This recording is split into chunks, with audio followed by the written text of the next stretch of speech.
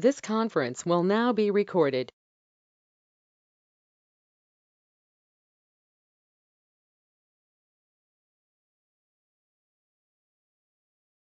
Mark Patterson, I represent the small municipalities in Grayson County.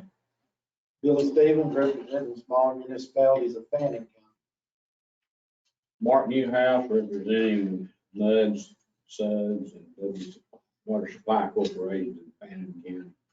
Chuck Dodge, representing Med Says WSCs in Grayson County. Drew Satterwhite, Red River staff. Kristen Fancher, legal counsel. David Candace, representing chairman. All right, Mark let's, Gibson. Mark Gibson, representing City Sherman.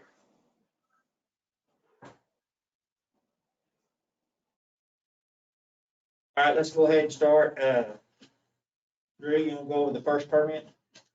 Okay, yeah, so our first permit is for Buena Vista Turf Farm. I believe we have a representative from Buena Vista here today. This is they're proposing this to be their 6th well. It's agricultural use, sod production in the Red River alluvial. In total, looking at 70 million gallons per year. This actual production permit being considered today is 35,214,000 gallons per year. They also have a historic use permit in addition to that production permit for 34,786,000 gallons per year. This is a 150 GPM well. So they have essentially what they have is 220 acre center pivots that are designed for 600 gallons a minute apiece. The second pivot was installed sometime after 2015. According to our, we have our model that we look at landscape irrigation. As you all know, we're currently working with Texas A&M AgriLife trying to get other applications such as sod farming, such as new, we're looking at established turf irrigation. So looking at a bunch of different scenarios, but right now all we have is the landscape irrigation model, and this is significantly less than that model shows us to irrigate 240 acres. They're looking with that 70 million gallons a year, you're talking about 10.74 inches of water applied over the 240 acres. This is less than what we've done on another turf farm that requested more. Just kind of wanted to throw that out. Or we've only done one other to this point. The system would have to average 3.87 hours per day to pump this 70 million gallons of water. Let's see here. We don't have a DFC for the Red River alluvial. So because of that, there's no DFC, there's no MAG. This permit would represent 1.54% of the Fannin County MAG and 0.43% of the district MAG. But again, this is Red River alluvial. That's really kind of the summary on that. Y'all see here the cover page that it's on these. Paul's put this together as an effort to kind of help the board quickly digest what you're looking at. We're open to suggestions, obviously, if y'all would like to see something different on that, but I think it's a pretty good start anyway. You map on the back, shows the farm market, County Road 2220. Mm-hmm. 22. And it doesn't, I'm not familiar with it. County Road. You'll look up on your screen, David, to have a map. This is in our database, all 6 of these wells. Can't really see it with the light on here, but this is County Road 22, 25. And all 6 of these wells here, I believe, are their wells, including the one that's being applied for. And I'll just kind of zoom out a little bit. See Ivanhoe. This is Ivanhoe right here. I can't see anything on that hardly. Where is it relative to the river? Pretty far away. So the Red River alluvium goes all the way out that far? Yes, that's per James B. So another thing here, these controls. Okay, so in our management plan, we have some Red River alluvium discussions that was developed by James Beach's crew. And yes, they're basically saying that they have this map here that you can see the kind of this outline. They're saying this is Red River alluvium within that boundary, about 100 feet deep. I think it averages 50 feet deep, but it's as much as 100 foot deep. That's not in this packet, that's something you got separate. The map, correct. This is just some, so that there is an email in the packet from WSP, James Beach's old firm, that states this is the Red River alluvial well. Okay, But this map is not in there. I can show you what a cross section through can here you looks. send that map to me after the meeting? I can. And on, you got the layers in here on this other exhibit showing the antlers and the different layers. But you don't show this. I assume this is right at the surface. They're 100-foot deep wells. So there's not really, it's just a surface alluvial well. Correct. So you see right here on the map, I'm going to take, this is the Red River right here. I'm going to take a shot right there, and I'm going to do a cross section. And then right, these wells right in here, that is the property that we're talking about. So I'm going to do a cross section, and you'll see what that looks like. This is the younger units, which is in this case, I mean, it's you can see here it's several hundred feet deep in this area, but the woodbine is down below this area. Is the younger the alluvial? In this case, yeah, at least the top 100 foot or so of it is This is your new database, right? correct. Cool, that is really. And you know, we're at some point, I think it might be worthwhile to have hydrogeologists take a little deeper dive into the Red River alluvial to kind of better define it. I mean, we asked for it in the management plan, and what they gave us is good. It's a good description and all that, but at some point, I think it would be good to have maybe a more focused look in the northern Fannin County so we can get a better understanding. Is there any close residences with shallow wells? It needs spacing, if that's so not close enough. Well, spacing on this is what? Not that much. Is it?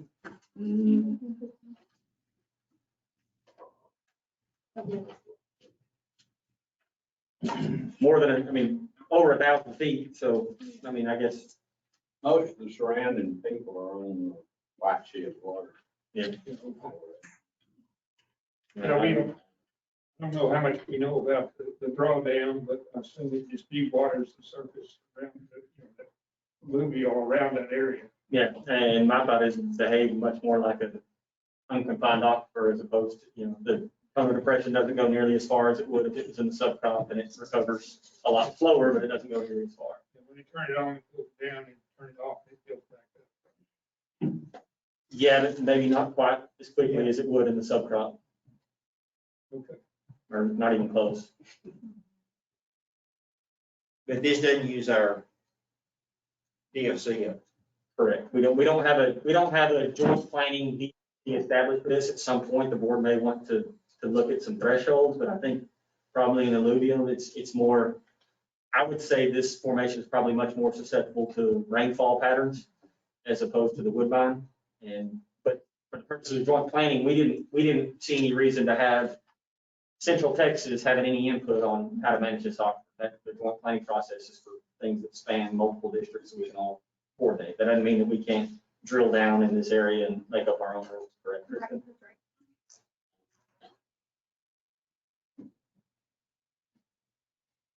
Gary? So in this particular area, it's basically it's sand, coarser sand, gravel, then you get to the hardest rock you've ever seen, and that's the end of it. Basically, whatever goes on top, it doesn't evaporate. And that's good information, 'cause that's the kind of stuff that I was wanting James and then to look into it, because it's like, you know, you see it and it's, well, how hydraulically disconnected are these two? And they're not a clay or shale or anything. It's just, it's all going right back. Yeah. So there's very little waste. Yeah. Other than evaporation. And in the management plan, they speak to that, you know, it's clay, sand, and gravel, and generally along the bottom of the alluvium, it's generally gravel. It's kind of the end of it, according to them. I don't know if that's just Most of it.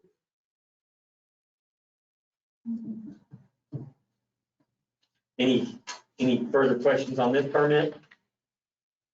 Do we address them one by one? It's completely up to you guys. I'll make a motion to approve this. Have a motion? Second, all in favor? Mark Gibson, aye. The motion was Chuck Dodd, the second was Billy Stevens. Okay.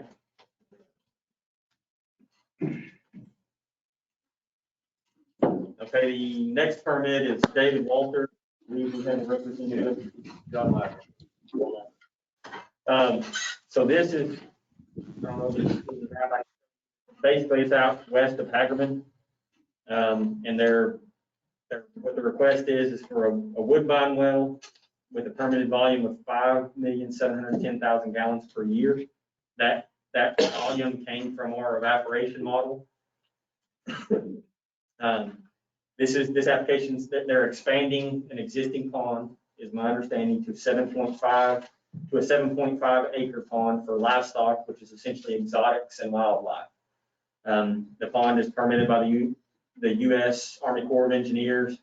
In addition, that you'll see here in your packet, they have the wildlife permit from the Texas Parks and Wildlife, the wildlife management permit, which what that does for our purposes is it drops it into the agricultural category, which essentially means they pay nothing for production. Let's see here. The well would have to average 1.45 hours per day to pump this 5,710,000 gallons. The permit's 0.14% of the Woodbine mag district-wide, 0.1% of the Grayson County mag, and 0.07% of the district's mag. You have a map that shows the location relative to other lake and so forth. Yeah.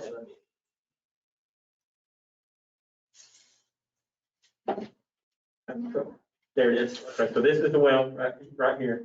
See, I'll zoom out. You know, once these wells are registered, they go into the database regardless whether they have a permit or not, you know, and we would obviously. Is that 377 going up through there? Yes, just there, county line right there, 377, Hagerman 901. That's 901? Yep. Yeah. So which way from 901 are you, from the east? Just to the east. Here's the well, here's 901.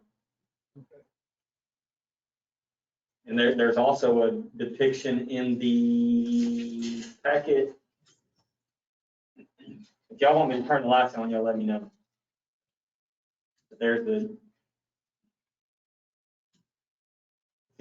proposed extents of the new pond. And this is how far from Gordonville? Mile, No, it's probably 4 miles. 4 miles? Yeah. Are you familiar with the Deer Creek subdivision? It's the farthest property on the Deer Creek side. I'm showing roughly 12,000 feet.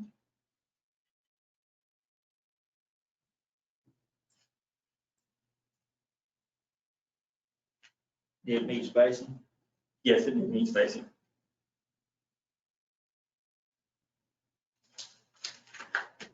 And I think they're anticipating quite a bit of surface water runoff to help with the filling of this pond also. Yeah, the Army Corps wired all the calculations. We honestly hope to never use the well, but we would like to have it. This is not one of these tables of lakes. No, sir. There's been a whole lot of testing going on. We've experienced this in the past. The core is pretty difficult to deal with, so, They don't want it leaving there. oh my goodness. Yeah, it's been something. Do we know whether that has a lot of iron in it up there? Yes. Yeah, it has a fair amount of iron. Almost all the houses are on two-way. I've got 2 wells up there. It's rough stuff. That generally goes the whole 377 corridor down. I mean, I know like in Pilot Point area, if you get in the Woodbine down there, it's same story from what we've heard. There's spots that it is better, but it's just luck if you find a better one. You gotta get almost to 289, don't you? In some places, yeah. Washita is right under it. Is that not in all places? Let me see. I don't The wash, they don't really, we don't really see people drilling through the wash tall, but the answer is yes, according to the hydrogeologist, but Supposed to be right below the woodbine, maybe, with an impervious layer in between, right? Well, I call that something different. Main Street or. Yes. Really? I mean, sometimes the Main Street won't have the iron. No, it won't, and I've tried to drill some wells into that up there, and it's extremely iffy. I've seen half a gallon a minute. Yeah. So I don't, unless somebody ponies up money up front, I don't lose money here or something. So, any further questions on this permit? I move that we- We have a motion, we have a second. Second. A motion and second, all in favor? Mark Gibson, approve. Harold approve. Motion was Mark Newhouse, second was David Gaddis.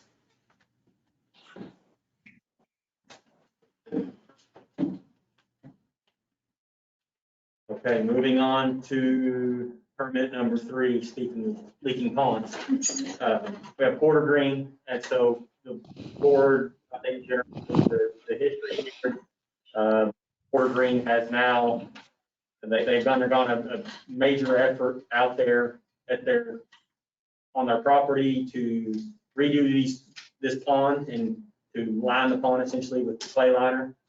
We have a letter in here which was requested, or not requested, was required by the agreed order that we entered into them with.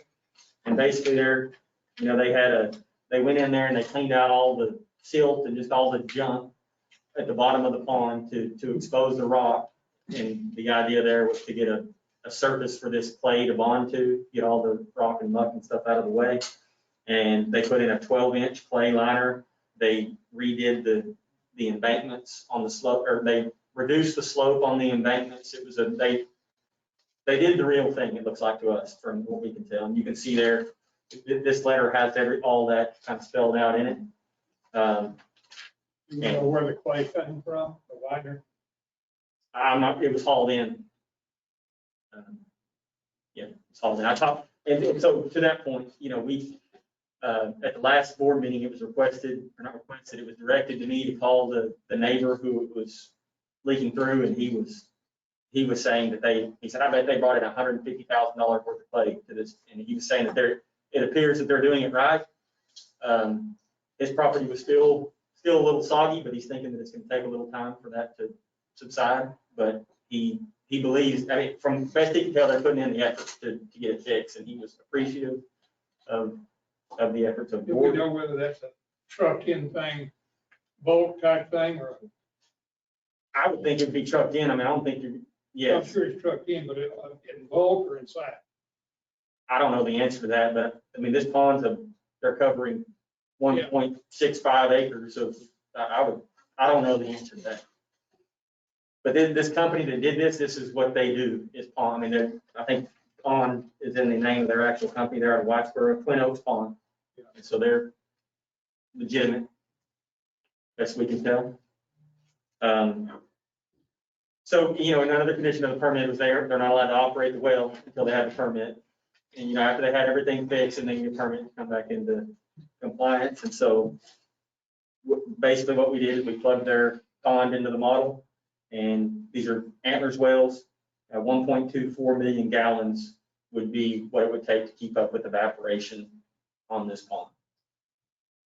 That's It doesn't have a very big runoff, is that correct? it does have, I mean, I don't know, it does have some runoff. I mean, there's a culvert, it's kind of down in the low point, and yeah, I mean, there is some runoff that comes into it, but how much, I don't know. But they actually kind of even embanked it to keep that, kind of divert that runoff into the pond as opposed to on the guy's property that was initially concerned about it. You know where the current status is, whether it's half full of water or full of water? I'm guessing it's empty. Last time we went out there, which was late November, I have pictures of it, it was bone dry.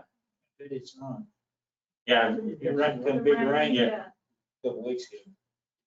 They were in a hurry to get this, so they could Yeah. fill it up. Yeah, they were I mean, they talked to us late December, early January, and they're ready to go, and they were wanting to get it filled back up because they had this lodge, the prize of the property as far as where you sleep sits out over this pit. Yeah. Mhm. And so they're anxious to get those wells turned back on and to get it filled up. Have a motion? So moved.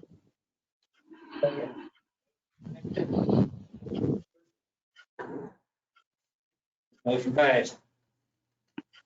Mark and Harold, Approve. Mark Gibson, approve. Harold approve. and the motion was David Gaddis and second was Billy Stevens.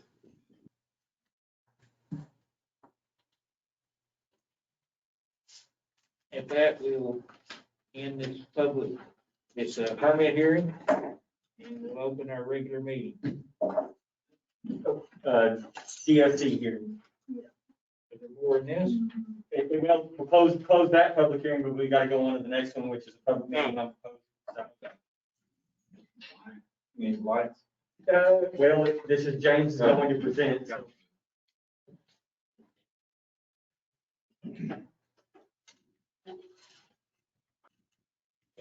Can you hear me, Drew? Thank y'all for coming. Thank you.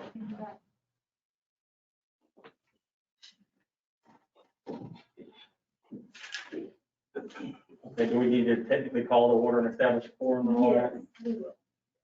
Okay, call this DFC And it's recorded. public meeting on proposed DFCs to order. Forum. That's it. Yeah. We can go to number 2. James, we just lost your presentation, your screen sharing. Thanks. Yeah, I was sharing the wrong screen, so I needed to grab another one. And now I need to find the share button again. Apologize. Let's see here. Screen share. I may have to. Let me go back to my screen. Nope, you got it. Okay.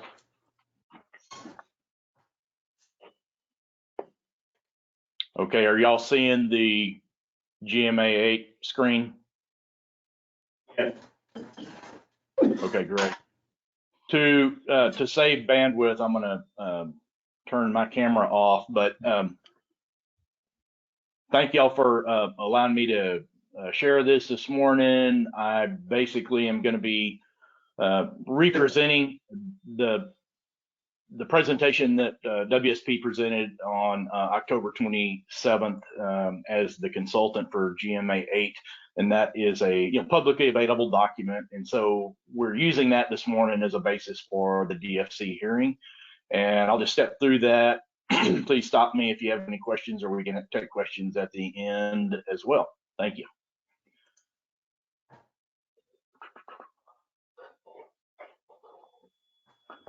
So again, the process of joint planning has been through quite a bit of discussion, and the Red River board has appointed David to be at these meetings, and others as well. Drew, of course, is administering the contract, and lots of interaction with the group.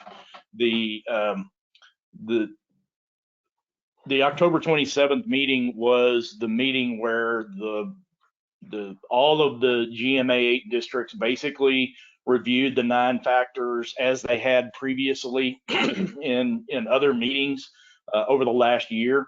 And there's been some minor DFC changes that have occurred in some of the GAM runs, and wanted to review the 9 factors again after the GAM runs were done and completed, and the proposed DFCs were presented today. And so that was on October 27th, and so that was sort of the agenda for that day, was to come back together and go through the bigger picture to make sure that after the runs were done and the drawdown estimates were calculated into the future, that all of the 9 factors were presented in public again, just like we're doing here today. And so that was the overarching goal there at that meeting. The standard, of course, in Chapter 36, as you probably recall, is for districts in the GMA to balance the highest practicable level of groundwater production, along with competing against the conservation, preservation, protection, recharging of groundwater. And so that's the overarching goal of the desired future condition process, the joint groundwater planning process, as we've as it's called in Chapter 36. And so that's the overarching goal. And then the 9 factors that are to be considered when you're looking at finding that balance for your district and for GMA 8 are the 9 factors that are listed here. These are not new to you probably, but if you're new on the board in the last few years, they may be new. In November of 2019, GMA 8 looked at the first 3 factors, and then in February 2020, May of 2020, there's three more factors discussed at each one of those meetings. David and Drew and others were, and Kristen for that matter, were present at all those meetings and watched those presentations. Again, today, what we're going to do is cover, just the highlights of some of those factors and what were talked about in those previous meetings. So on the environmental impacts assessment, a more comprehensive assessment was done when the Northern Trinity Woodbine Dam was completed, and in the last round of DFCs and joint groundwater planning, there was quite a bit of work done looking at springs, looking at impacts of proposed pumping on the springs. And so because we had only minor changes in the production estimates for out to 2070 in this round of planning, those numbers really haven't changed very much. We looked at some of those changes briefly, at the GMA 8 meetings, and this is just a synopsis, a map that shows where some of those springs are on the outcrop zone for GMA 8, and so those were discussed again. And again, one of the premises of the planning for this round, the 3rd round of planning, is that there had been extensive work done in round 2 that was completed about 3 years ago. And so GMA 8 had decided early on in this round of planning that there wasn't a new model, there wasn't significant new data. And so the changes to the projections would be included, but other than that, there wouldn't be any major changes to the explanatory report or to the overall structure of the process. And so a lot of this is very similar to what was used in round 2. Environmental impacts kind of summarized here with regard to impacts on spring flow. The Run 11 impacts to springs and streams there at the very bottom is very similar to the Run 10 in the previous round of planning, and so we didn't go into great detail to describe all of that, but it was very similar. Hey, James? Yes. We had a question in here. Can you back up the map you had up there, and can you zoom in on Grayson, Fannin County, on those springs? On the map? Yeah, can you zoom in to Grayson County, Fannin County? I can't zoom in on this one, I'm sorry. So we really can't tell better where the springs are in our 2 counties.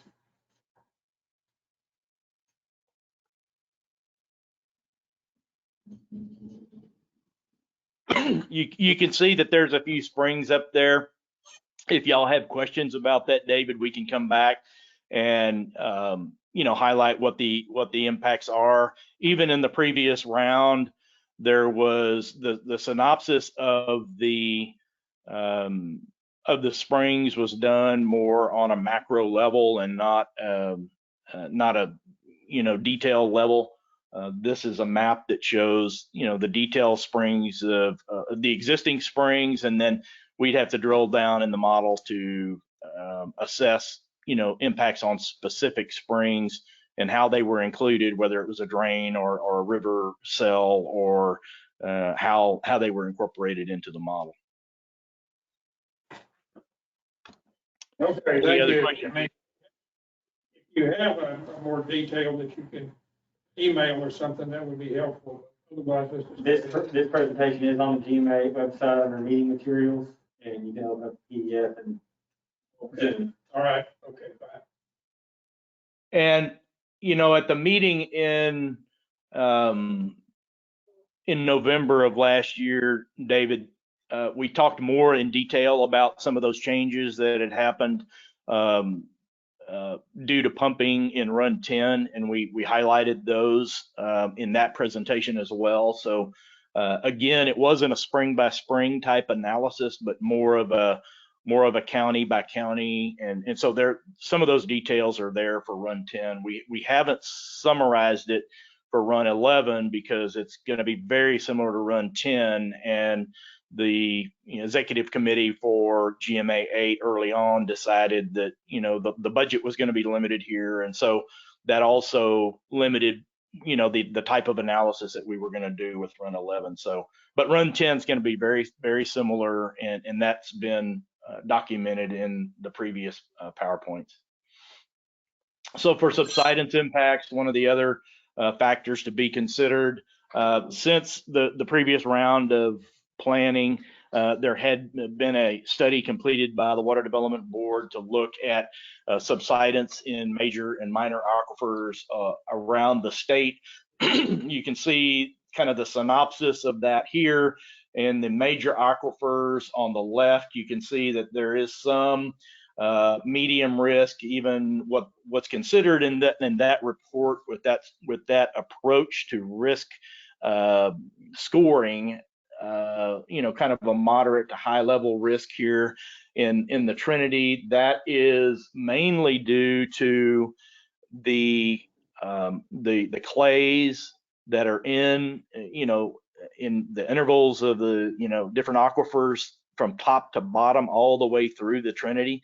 And so because there's if you assume that there's going to be significant drawdown in every one of those aquifers and use the projections out to 2070, then you see that there's some moderate risk. It doesn't speak necessarily to a magnitude here. This is all kind of a relative scoring map. You can see that there's some areas in the Trinity and y'all's area where, especially on the southern end of the counties, where you might have kind of a moderate to high risk.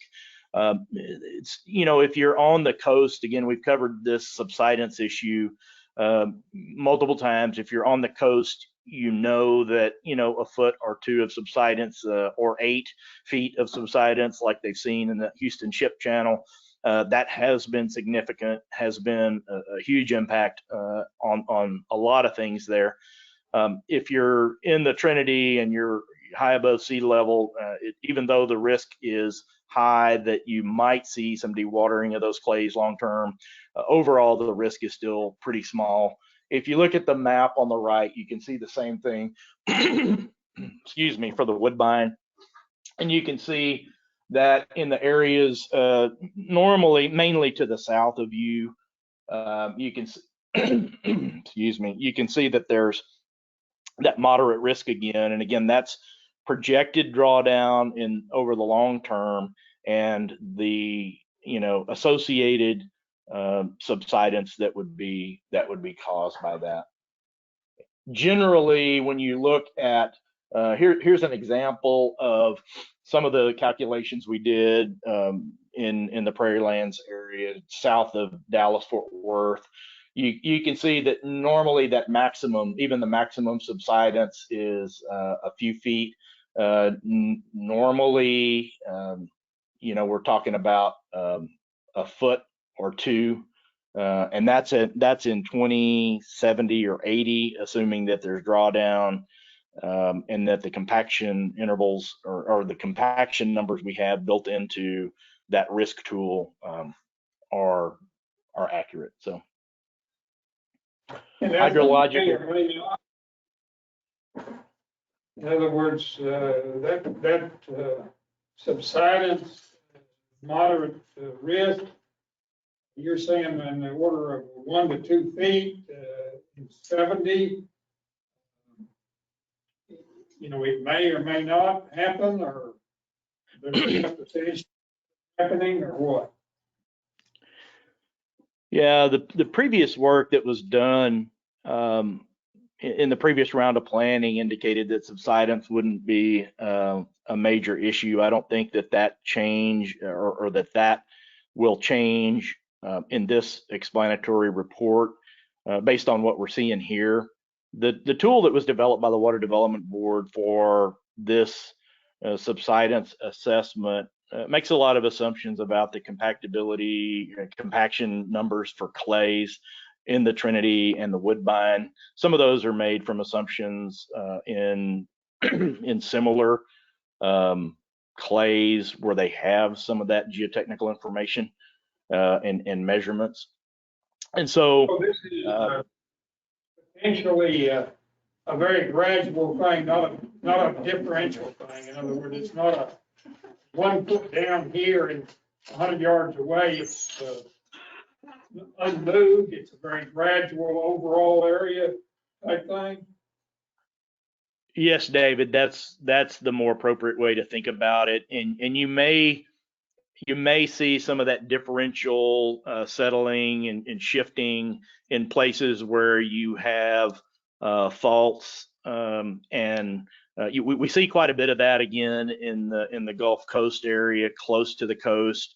Obviously the the subsidence districts that were formed in the Gulf Coast area were formed, 30, 40, 50 years ago to deal with those issues. And in areas where the sediments are younger and they are still settling naturally, whether there's a groundwater pumping or not, you tend to see that differential settling. In areas like Red River and in the Trinity, you're looking more at sort of a general and regional settling of those clays, and it's more generally more of a as you described. Thank you. Hydrological conditions. Obviously, most of y'all have seen this map over the years. It's a Water Development Board map that was showing the total water level decline in the red areas just to the south of of Red River. Those are generally the water level declines in the Austin Formation or Twin Mountain in some cases, as it's noted there. And those are upwards of 600 feet, 800 feet in some cases in the Dallas-Fort Worth area. And so what we did to look at the factors was develop, or the factor of water level decline over time was to update a set of hydrographs for the whole GMA 8. Those have been made available in PDF form. I think they're on the GMA website. They've been submitted. And so that basically uses all the Water Development Board data in their water level databases. A lot of that information comes from data that was submitted by the groundwater districts and or collected by the Water Development Board staff as they're out monitoring these wells once a year typically. So those PDFs, this is a summary of kind of the data that's associated with each one of the wells. In those PDFs, you can see a well diagram on the left, which shows you kind of the casing size. You can see the Northern Trinity Woodbine Gam aquifer designation here, you know, and the colors, and that's the colors beside the well. In this case, this well is screened in the Austin according to the terminology in the Northern Trinity Gam. You can see the well screen and diameter information on each one of those wells at the bottom of the well diagram. And then, of course, the dates for the water level information included or available for that well are shown at the bottom of the hydrograph. And you can see how water levels have declined over time in that particular well. And then you can see the state well number, the Water Development Board aquifer, and the county at the top. So if you want to take the time to review all those for Red River and for by aquifer and county, those are out on the GMA website. This is just another example of a well in the Hensel and Bell County, for instance. That's on the southern end of GMA 8. But again, just an example of the data that's there in some cases. And you can see here, this is a synopsis of the Woodbine Sand wells. There's several of those in in the Red River District, and those are, you know, highlighted in those PDFs. You can go and look at the historical water level changes in those wells and the data that's available. And then, you know, we have that for the Hensel and throughout different parts of the aquifer. Here's an example of Collin County and some of the wells that are available there, and the hydrographs that would be shown in those PDFs that summarize all the data. So another thing that's required by Chapter 36 is to look at, you know, volumetric water in storage, what's called the TERS, the total estimated recoverable storage. This is a calculation that is done, that was done by the Water Development Board several years ago. It hasn't been updated since the last round of planning, but those are summarized here. This is Hickory, Ellenberger, and Marble Falls aquifers on the very southern end of GMA 8. More relevant to what you're interested in is the Trinity aquifer in GMA 8, and you can see you know, Grayson County here with quite a bit of total water and storage. The Water Development Board presented these volumes based on a 25% available of the total volume in storage and a 75%. So you can see Fannin and Grayson counties together have literally, you know, 100 million acre feet, probably over 100 million acre feet of water and storage. One of the things that was you know, put in Chapter 36 as kind of a balance by the legislature to address water and storage versus managed groundwater depletion and artesian depletion over time were these volumes. And I know Kristen was around when that legislation was passed. And so there was quite a bit of debate, and there still is as you go around the state with regard to you know, how much impact we're really having on aquifers by lowering the pressure in the aquifers. And there's one frame of thought that says, look at all of the volume and storage. You know, even if we deplete a lot of the pressure in the aquifer, we still got 97, 98% of the volume in storage. We have a lot of water in these aquifers. And so that's an ongoing debate about balancing you know, artesian pressure decline that we simulate with the models and we talk about with our DFC of a drawdown over a period of time versus the total volume and storage. And so that's why those numbers are presented here and a part of the discussion, because there's different perspectives on how to look at available groundwater, and so that's you know, one way is to look at artesian water level decline, which is of course very pertinent to operation and maintenance of wells long term. And then the other way is to look at total volume and storage. and you kind of have different perspectives. So that's part of that discussion at GMA 8. You can see the same thing here for the Woodbine on the right-hand side for Grayson and Fannin counties. Again, a lot of water in storage, but you know, the production that you have projected in your current DFCs has a significant impact on water level declines, along with the rest of the areas throughout GMA 8. Some of the other minor aquifers here. Aquifer uses and conditions. We just ran through the groundwater pumping by type in GMA 8. This is for the years 2014 through 2018. And you can see that most of the water throughout GMA 8 is used for municipal purposes. And behind that is irrigation and then some of the other minor uses throughout the area. The strategies, these are the water management strategies from the regional water planning groups across GMA 8.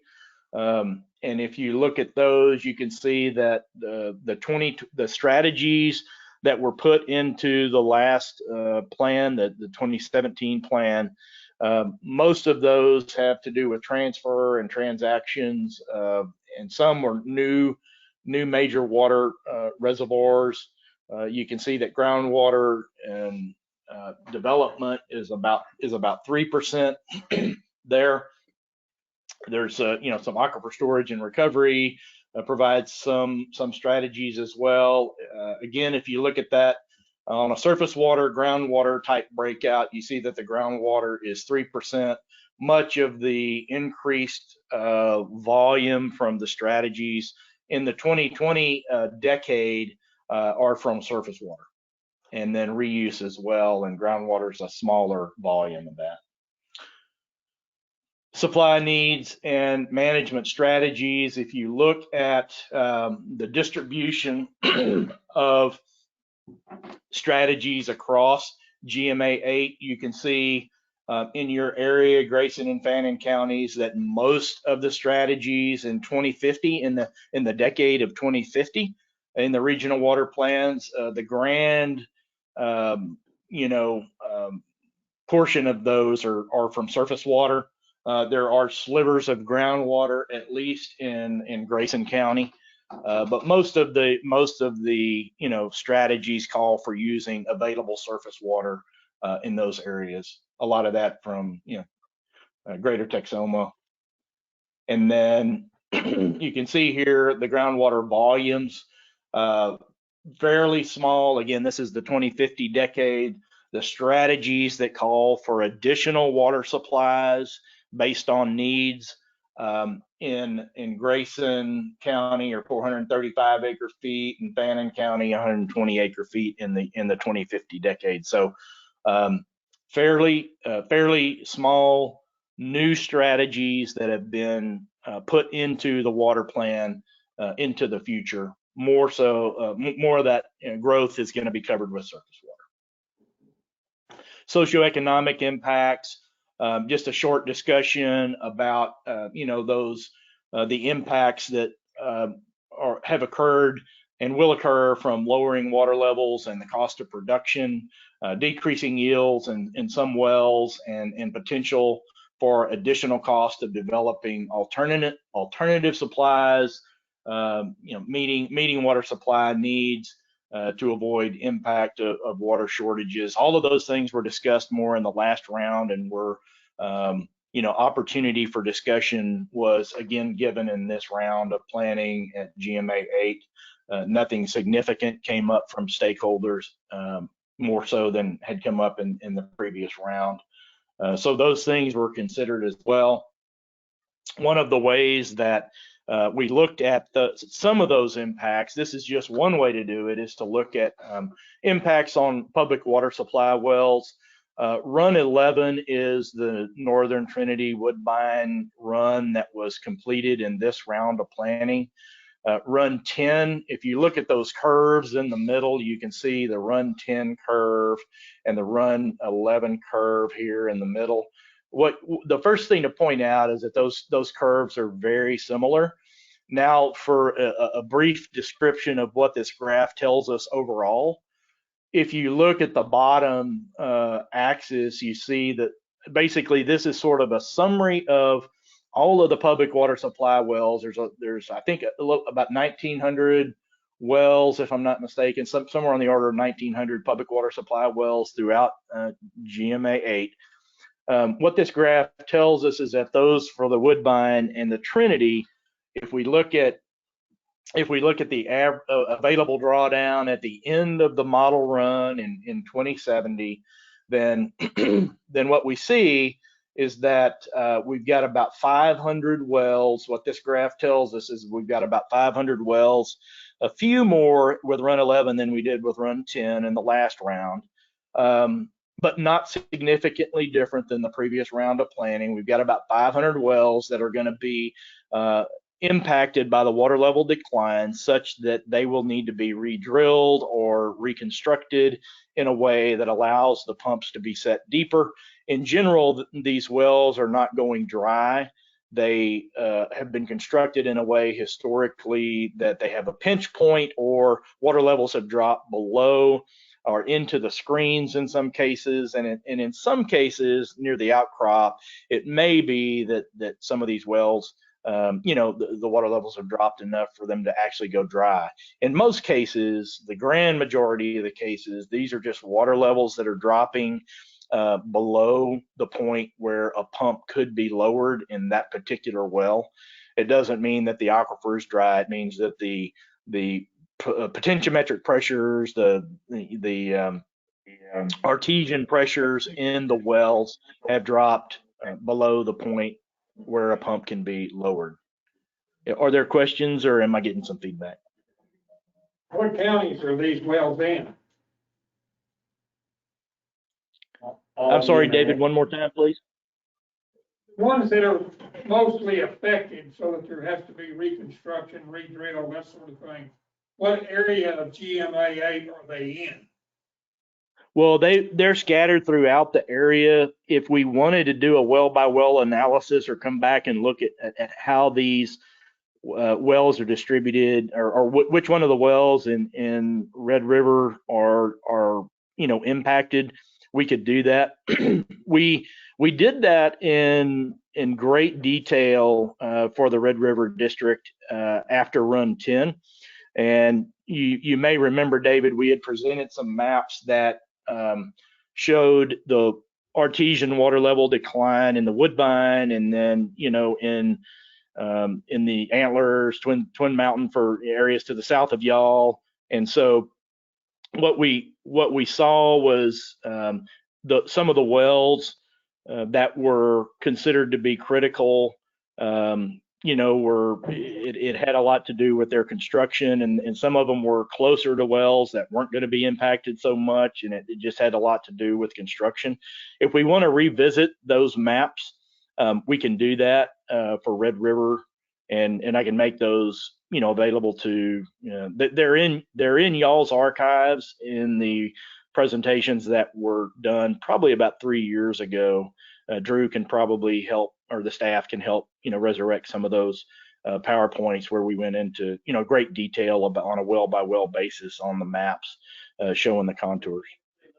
Those before this planning cycle started to kind of let the board redecide, because we've had so many new members, and we looked at those, and hey, we're planning to do the same pumping inputs. Now it could be slightly tweaked based, because there are some others that adjusted their pumping, but we did not. And so I guess they're relatively accurate. I can send those to you again. I thought the impact was more to the south of us than it was in our area. Am I not remembering?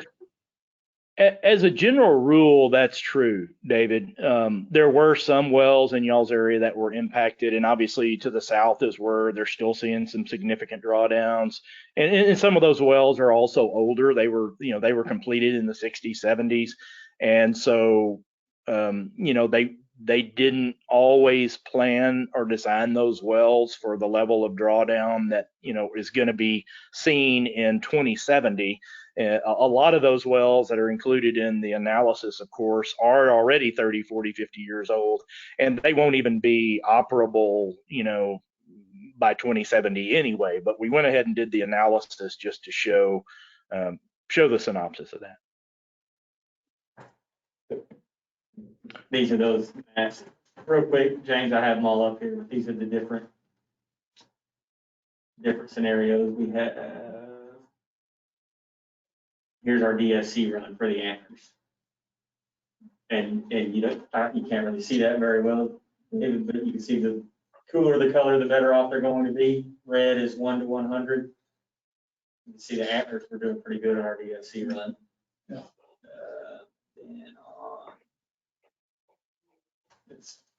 Bear with me just a second, James. One more time, Drew. Bear with me just 1 second, showing Oh, okay. David the DSC run on here. Yeah, that's the DFC run right here for Grayson County, or Grayson and Fannin County, for Woodbine.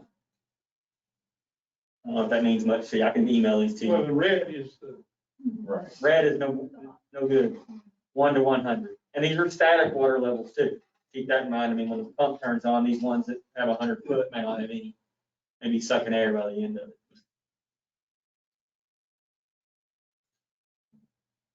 All right, James, have back at it. Okay. Any other questions, David, or anybody else?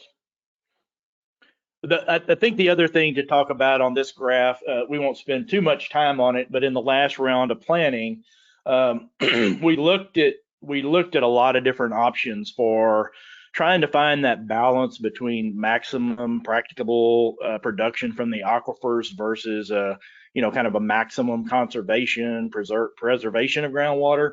And that's what you see in these other lines on the graph. You can see that if we cut the pumping to 70% of the 2010 estimated pumping, then we still have a couple of hundred wells that kind of go dry or can't be used. And so even if you conserve quite a bit, the conclusion was, and probably have some other socioeconomic impacts as far as trying to find alternate supplies, et cetera. You're still going to have some of those impacts on those wells. If you increase the pumping by 90% of the 2010 estimate, you come over to this blue line where you're going to have an impact on 1,100 wells. And so those water level declines do have an impact. And so what was decided by the group in the last round was that, well, we'll find that balance with where we ended up with run 10. And so that's where we kind of ended up here in the middle, realizing that, yes, we were going to have some impact, but we found an appropriate balance for, considering all of those 9 factors. The run 11, of course, is very similar. The GCDs as a whole decided if there were needs locally that we needed to account for higher pumping, we would remodel that in run 11, and that's what was done. And so there were only about 3 or 4 districts that had any changes. Red River didn't have any change. North Texas didn't have any changes. Upper Trinity to the west on the outcrop from you did have some changes, and that had some impacts down dip in your area as well. So we can we don't excuse me, we don't have a summary of those changes in this particular presentation, but they've been presented at GMA 8. Impacts on private property. Go ahead. I was just telling David, the board has looked at the heat maps for all, that's what I call them, I don't know what you call them, James, but for all those different scenarios, that all those lines on there, we have a map that shows the identified public water systems in our district. Go ahead, sorry. So with regard to private property rights, Chapter 36 generally speaks to impacts on private property rights related to the ability of private landowners to produce the groundwater under their property. And, you know, Kristen can tell you all about the legalities of, you know, the Day case and the Bragg case and maybe some of those developments at some point. But suffice it to say that there's still some things that are being worked out with regard to how to find the balance on this factor. But the consideration amongst the districts in the last round of planning, and again here, is that at the local level, the boards of each GCD do consider private property rights and trying to find the balance and making sure that the private property owned by the landowners is you know, that folks have some opportunity to produce that groundwater. And you know, that's not legalese. You can get Kristen to talk legally about that. But essentially, this slide talks about and shows some of the issues that were discussed at GMA 8 and how each one of the districts did a survey of the things that were considered in regards to private property, and, you know, allowing landowners to, you know, make use of their groundwater. And so that's kind of where we ended up on that presentation, or on that topic. The feasibility of the DFC, two different achievabilities or feasibilities here. I think one of them is just physical availability. We try to model with the best available model in science to make sure that, you know, one district's DFCs are compatible with another one. The other one I see as far as feasibility is kind of the regulatory achievability. And because Red River has, you know, a management plan and they have rules, you're implementing those rules, reviewing permits. It's certainly feasible to think that you can achieve your DFCs in conjunction with other districts around you if everybody else is doing the same thing. And really, the last thing we're going to look at here is the proposed desired future conditions for adoption. This is for the Llano uplift aquifers to the south, not relevant in Red River, so I'm going to move through those pretty quickly. This is what's known as attachment B in the explanatory report and the submittal. You can see here for Red River at the top here, you can see what the GMA 8 adopted drawdowns are for the district. And then in another table, which is on the next page, we can look at it on a county by county basis. But for the Woodbine in 2080, we're expecting a water level decline across the district of 209 feet.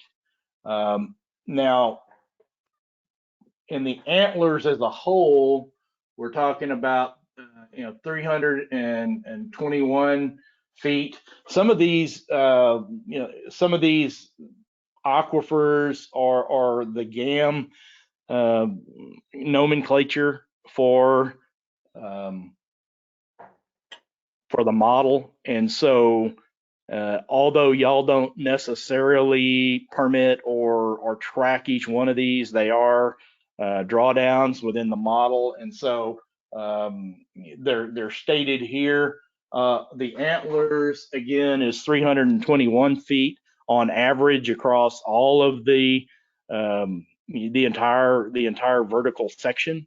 And so we've got 209 feet in Red River for the Woodbine in 2080, which is 60 years from now, and 321 feet for the Antlers as a whole. Then if we move to the next page, you can see the projections for Fannin and Grayson counties, and a little bit more Woodbine drawdown in Fannin County than in Grayson. And then for Grayson County, a little bit more in the Antlers, a little bit less in Fannin County. And we're trying to work with water Development Board as well as WSP, James, to this next round of planning to get to get them defined as antlers as opposed to having the drawdowns, all the different, all those combined, where we at least make, to try to get that done.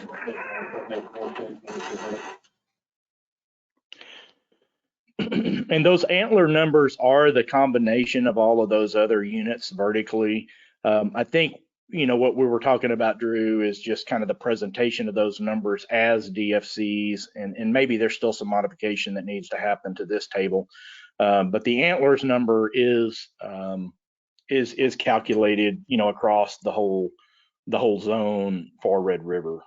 So those are representative, and it probably, I think what you're asking for is maybe that they be reported back to y'all just for the woodbine and the antlers. Is that correct? Yeah, just so whatever's in all these documents is consistent, and, it's hard for me to explain it forever out giving a presentation, and I'm showing somebody the actual, it's just confusing to be talking about it a bunch of different ways, and we were just hoping that the Water Development Board would give us the outputs and the format that we like to manage them in. Correct. Gotcha. Any other questions there?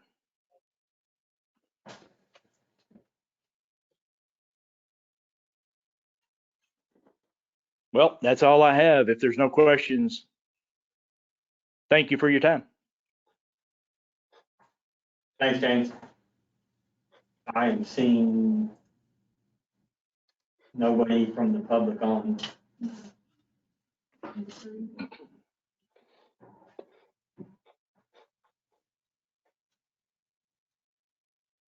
Maybe turn back on the light.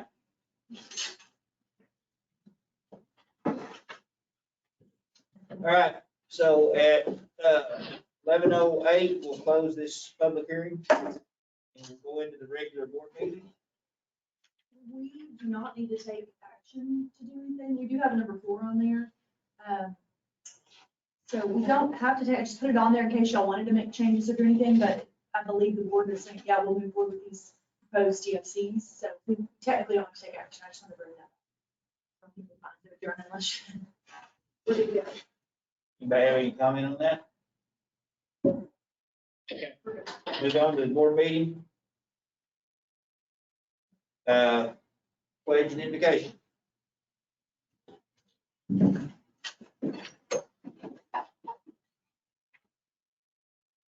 Pledge allegiance To the flag of the United States of America, to the republic which it stands, one nation, under God, indivisible, with liberty and justice for all.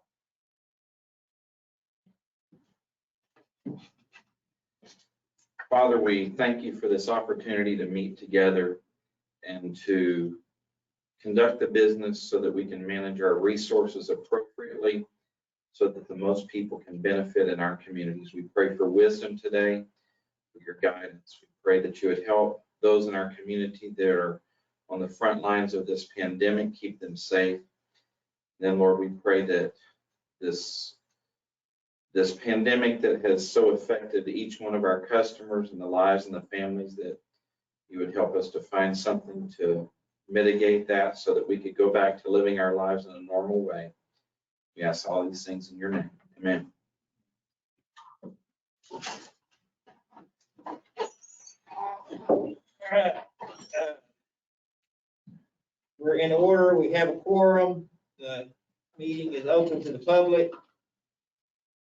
Public comment. I believe we decided there's no public to comment. Consider an act upon approval of minutes of December 17th, 2020 board meeting. So moved. Second. A motion and second. All in favor? Mark Gibson, approve. Harold, approve.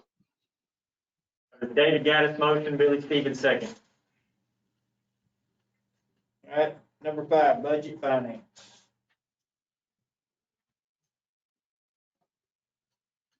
Okay, you should have before you a resolution liabilities. This is for the month of December 2020.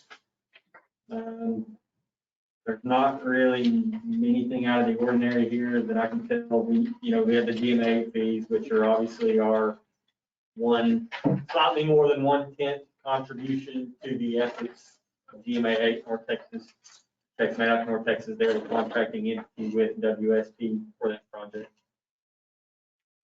On the GQA portion of it, is that going to be about average or is that a little on the high side?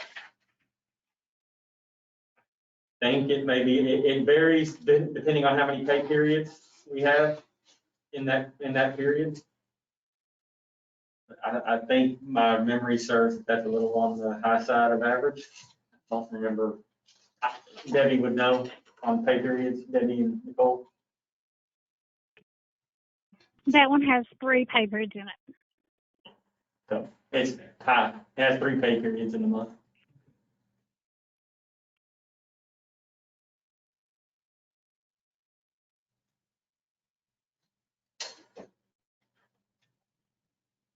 You need approval on this, Yes, sir. so moved.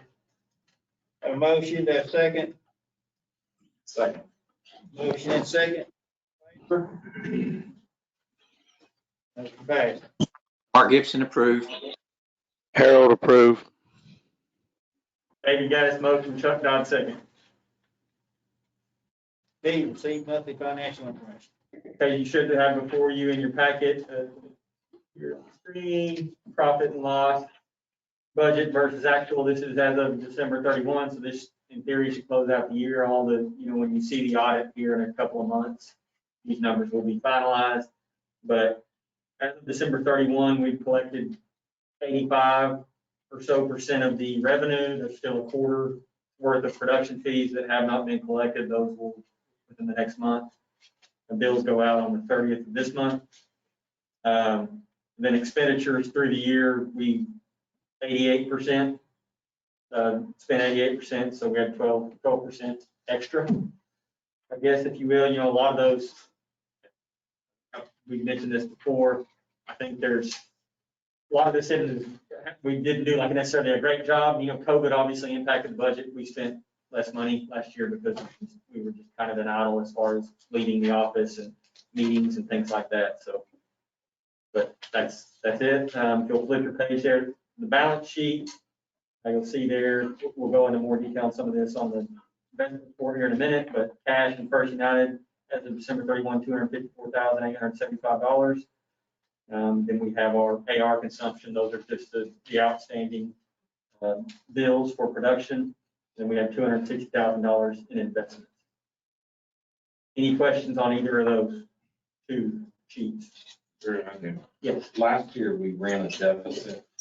Is this going to help us to come back out of that? I mean, in other words, we're not going to run a deficit.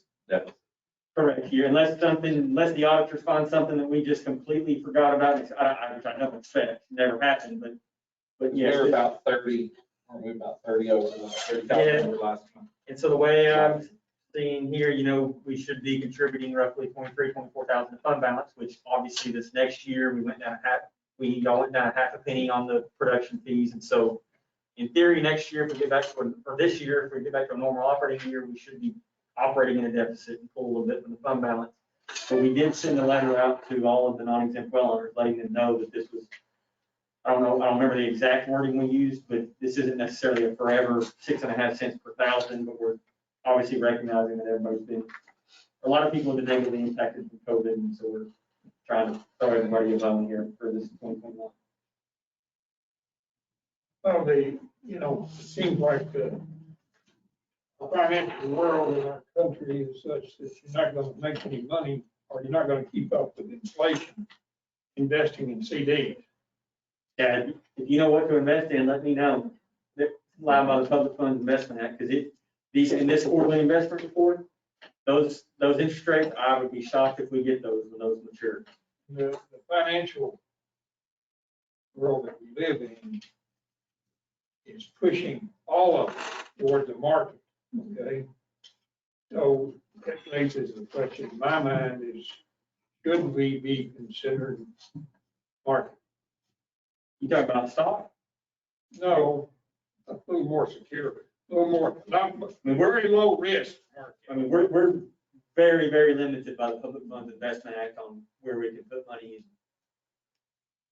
I mean, we had, GQA has an investment advisor, they're out of Virginia, they're top notch out there, because GQA deals with so much money. And we, when we did our investment policy, they give us input on that just for free, just because they help us out so much in the other stuff.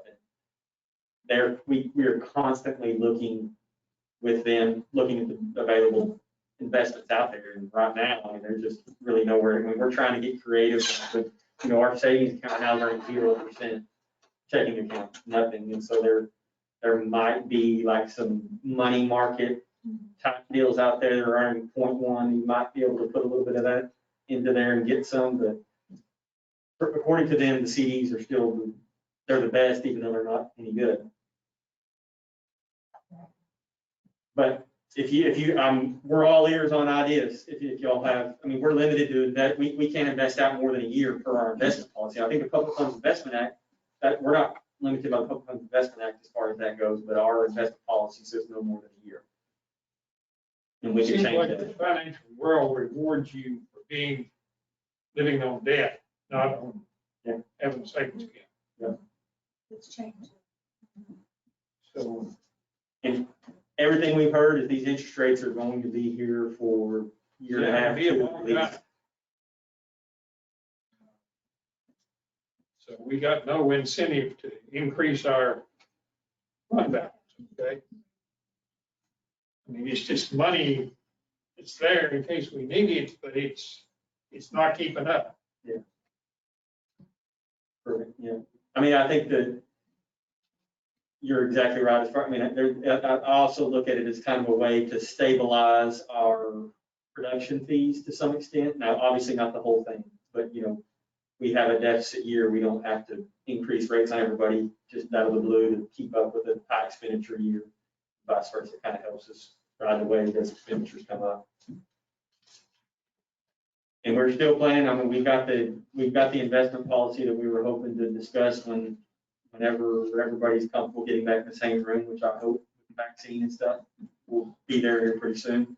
But I think that's going to be a long, healthy discussion when that comes up. If the committee level is any indication, it's going to be a long discussion. For the first time ever. Yeah. Yeah. We need some more vaccination, in my opinion. I'm sure some people wouldn't agree with it. From a number standpoint, on paper, for sure. Is that all that one? Okay, receive quarterly report on management fund. We had the quarterly investment report right before that.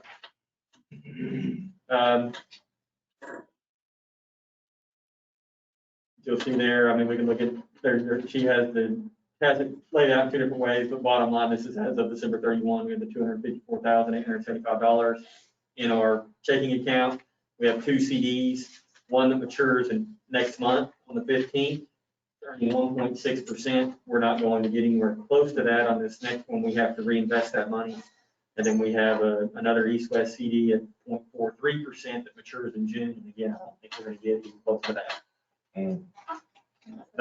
We did a solicitation yesterday or Friday, and I want to say low 0.3s is the best we got, and we were looking at it in the past a year.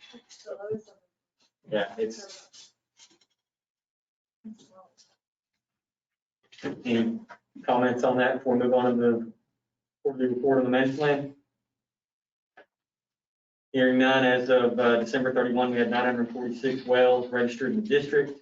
You'll see there the inspections, 136, and you can see the county by county breakdown of those. I will say that, as far as field technicians go, we've been keeping up with flow tests, and that's been kind of the primary focus for the last 2 years. And Alan's he spent a lot of time on this database. He's kind of been our go-to by default, just because he has a lot of talent in that area, and so he's been limited on field work for a while. Any questions on that? If not, let's move to number 6, discussion possible action on draft contingency plan. You want to do the, management plan? That was what, no, you're good. Yeah, the well. There's a lot of letters into that. Okay, so this is essentially, our rules, when we adopted permanent rules, alluded to the fact in section 6.2 of the rules, we were adopted a drought contingency plan. We haven't had there hasn't been a need for it yet, but we're wanting to get it adopted before we actually get into a drought. And so this was essentially to comply with that. Paul was the primary author on this. Used some other older districts' plans and kind of merged some ideas from there. Paul and I went back and forth. We ultimately brought Kristen in, provided a lot of valuable input on this. And essentially, when we have, if the board declares us to be in a drought, then what that triggers is a 15% buffer on all permits in whatever subsection of the district that the board declares a drought. The way we have this plan set up is that the board of directors can implement a drought on a county by county basis and no higher resolution than that. That is, we think it would be possible, when you're looking at a drought map.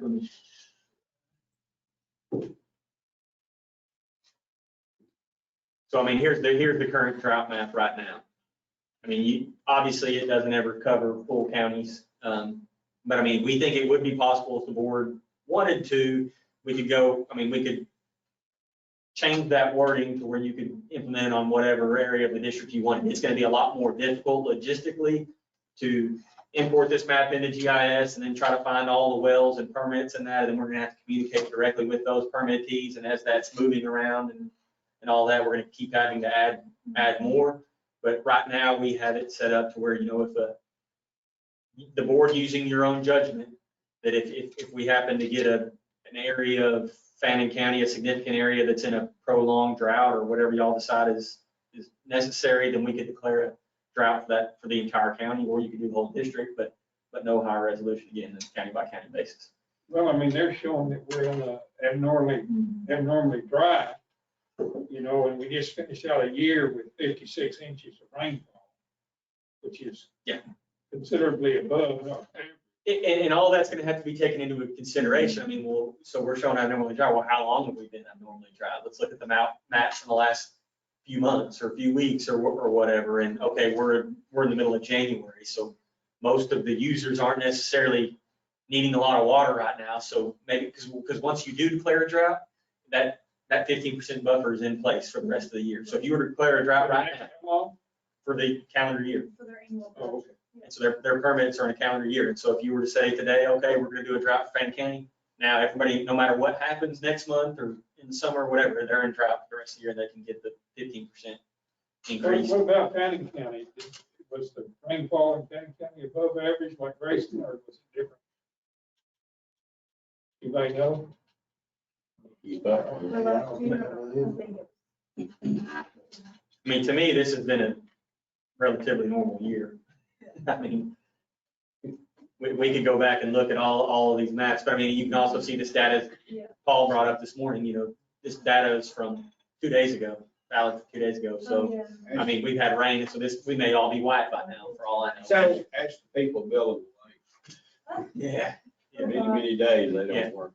And then this is different, I mean, if you get 10 inches of rain in a day, that may not do a whole lot of good for agriculture, but it's going to do good for the water suppliers that are pulling out of the lake, vice versa. I mean, so there's going to have to be a lot of discretion used when the time comes on. So in theory, we could just sit on our hands until December and see how things had went and then activate it. Right now, the water producers might not like that because they'd already busted their permits. It would be like forgiveness, Yeah, but And Kristen and I talked a little bit about this, and like, say the board doesn't want to declare a drought right now, but because the agriculture, I mean, say we were in a severe drought in winter, well, agriculture folks aren't putting any water on their stuff anyway, or not much, if any. And but maybe some of these ponds and things are really low. Hey, we're in a drought, whether we're still using water this time of year, and so. Did you say that, I mean, if somebody were to come in and request to the board, like specifically that, hey, we're in a drought, here's why we're impacted when most of your permittees aren't, then y'all could consider maybe giving a buffer to a certain type of use or even an individual permittee in that instance. Ponds I'm seeing in Grayson County are brand new. That's as of last Sunday. And the main thought behind this is we talked a little bit about, okay, well, 15% extra in drought seems counterintuitive, but then mainly what I had envisioned, because this is unique, this provision in your rule is unique to now your rule, North Texas, and one other district kind of ours, your concept, but is back in 2012, the governor's declaration was basically like, hey, groundwater regulators, you need to give those that do, use surface water a break.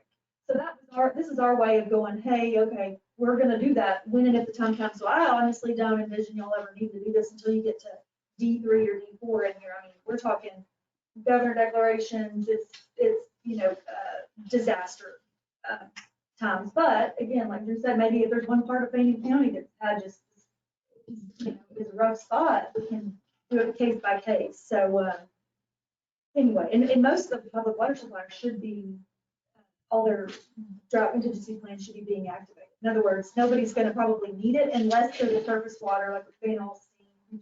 Alpine, Howe, and Sherman. Sherman, yeah, that's really what I'm. This was developed by the staff based on a lot of others, is that what you said? Correct. That's right.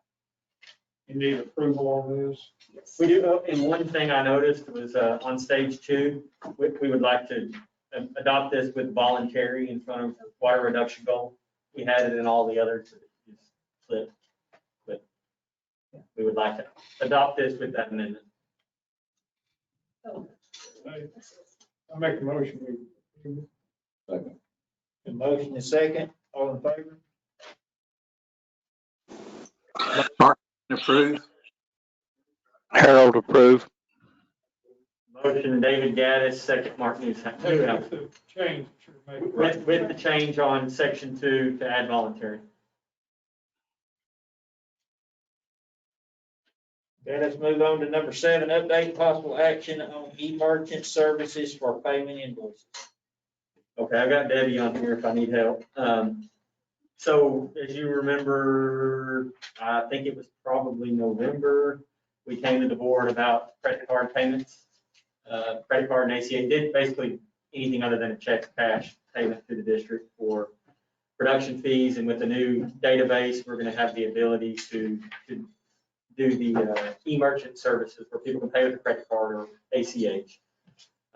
Initially, we came to the board with a rate structure using QuickBooks e-merchant services. Well, Debbie, they looked into it, had it all what they thought set up, but then once we started dealing with QuickBooks, they were going above and beyond and wanting documentation from us that we are a tax exempt entity. We're saying, look, here's our enabling legislation, we're political subdivision of the state, we're tax exempt. They're saying, no, you need a letter from the IRS, and you have to put an application in and all it. And it was just, they just wanted a lot more information. So Debbie went back to the drawing board, Debbie and her team, and found, we can use so we have QuickBooks, which is going to do our accounting. And then we have Invoice, which is kind of an intermediary software between the database and QuickBooks. And so Invoice has an option where we can use it. I think it's webpay.com or something like that. And basically using Chase Bank as the e-merchant, the ACH fees are going to be a little bit more. Initially ACH fees on the QuickBooks were a flat $3 per transaction.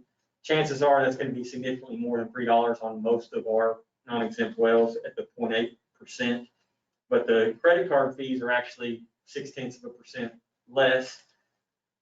Bottom line is we come to the board, got this approved, and then realized that, we got to backtrack and see if it'll work. And so we just wanted to come to the board and hopefully get confirmation that y'all are okay with us switching to the Chase Bank webpay.com e-merchant service as opposed to using all the same concepts that the board's already adopted, but just switch services.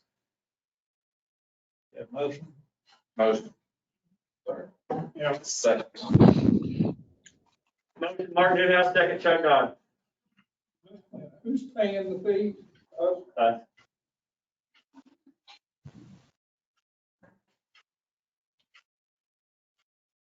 Have a motion second, all in favor?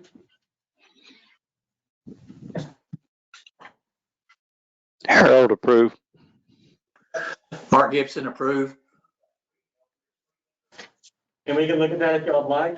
The next, when we start budgeting, if y'all want to look at that, we're really not going to have a whole lot of we're not gonna have a large sample size to look at on how much it's actually gonna cost us. I think probably by the end of this fiscal year, we'll have a better idea how many people are actually gonna use this e-merchant. We're expecting almost all people to use the credit card. I So don't we know just have to yet. see what it comes out. Yeah, The public water supply is probably check. Yeah. Probably some of the, those guys. yeah. That's a guess. I mean, if I personally had a well, I'd be using the credit card option, especially if it's charging fees. Exactly. Okay, let's move on to number 8. And in number 8, in portion A, we must only consider the person's qualifications. Money cannot be discussed in part A. Once we have made a decision on part A, then we can negotiate a contract in part B. But you, much as in an engineer or anybody else, you can't pick them because they're the cheapest.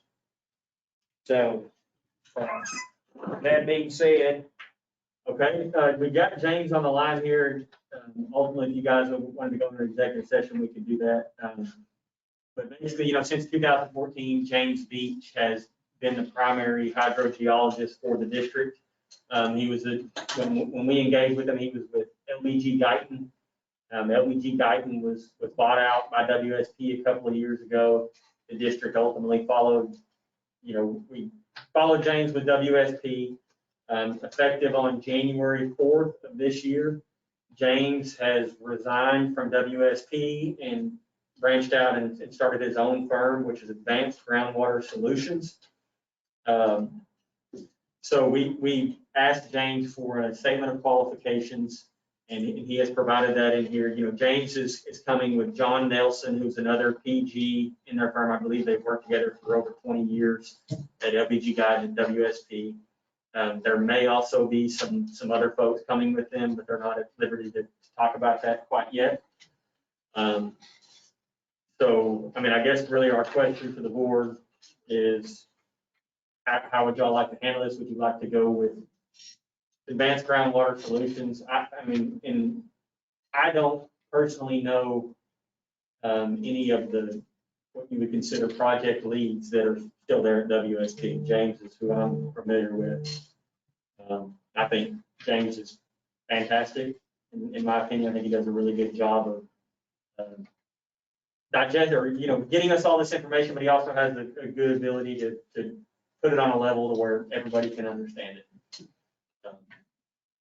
But first off, are y'all comfortable with us talking about it, or do you want one executive session?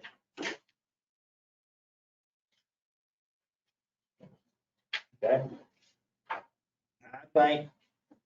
I'm fine with James. I think James has done a good job.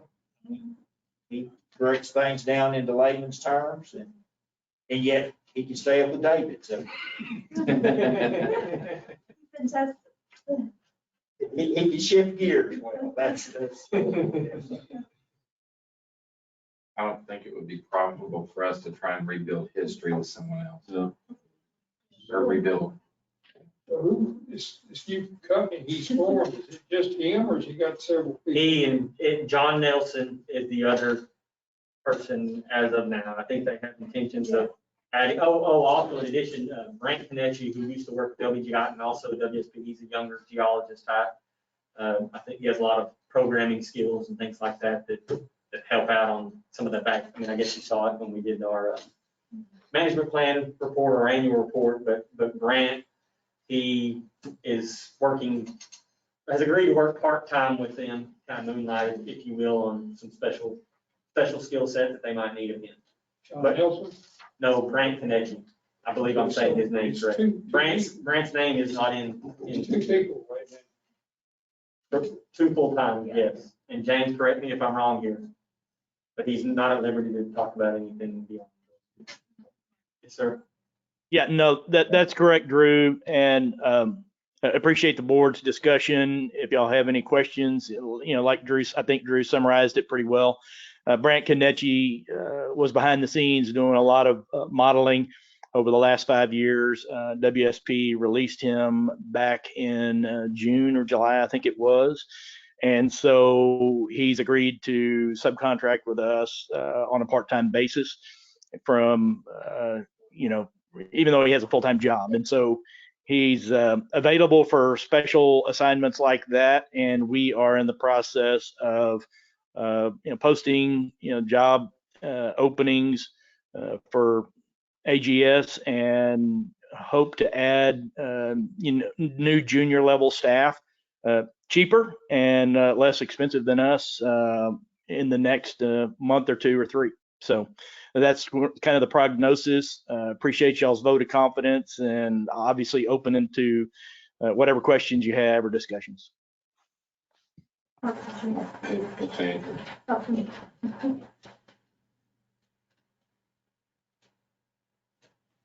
Need a motion?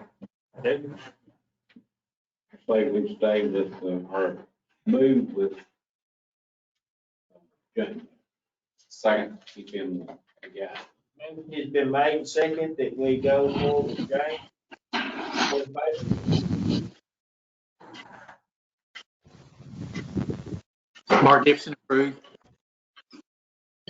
Harold, approve. Motion was Mark Newhouse, second was Chuck Dodge.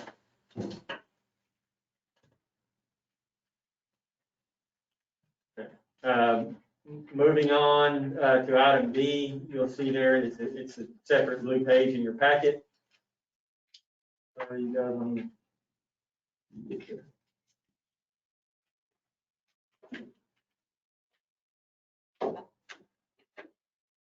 Okay, we have a proposal from James, or from Advanced Groundwater Solutions, as well as a contract.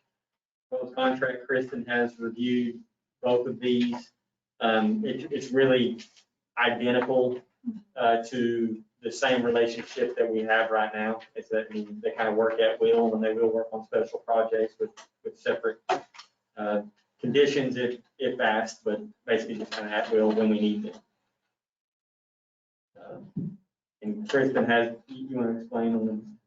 It's not a problem with the transition and the other contract? Yeah, so under your current contract with WSP, it essentially terminable at will. And so what we do at this point is we notify them that we terminate those services, and then we have engaged James under this contract. So we'll do that as part of this, if y'all approve signing this contract with Advanced Groundwater Solutions. So how about we just tell them we terminate? We don't have to tell them. Who, right? Probably. They may ask. Yeah, they'll figure that out. Yeah, they'll figure that out. And so by email is sufficient, and that's the plan, I believe, understanding after today. So anyway, that's just an update. So, and forgive me if I am being dumb here, but I know we have to have a lot of liabilities and things like that in our corporation. This is a little different. He doesn't go out and do any physical acts, but should he be have liability coverages, things like that? Right, and because you're an LLC, James, and y'all do, I believe I see in here, y'all do have your liability insurance, James? Yeah, we're in the process of getting that as we speak. It should be in place within a couple of days. We should have, required coverages for just about everybody that we, hope to contract with, and all that's almost in place. Yeah, And we'll get you. it says carry workers' comp, general liability, automobile, excess umbrella, so it's the standard. And professional liability. Yeah. Right, and we'll make sure, if the district has requirements, we'll make sure that our coverage obviously meets those requirements as we establish a contract and get you a certificate and all that.